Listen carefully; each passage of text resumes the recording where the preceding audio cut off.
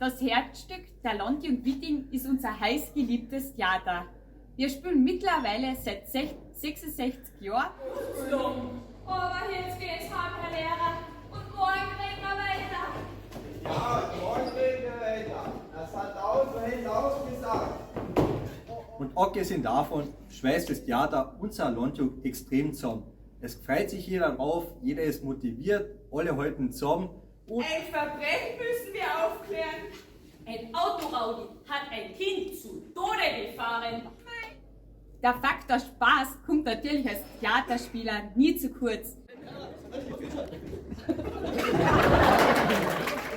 Wir haben mittlerweile 6 Aufführungen jedes Mal, wo eben von jung bis alt jeder zuschauen kann.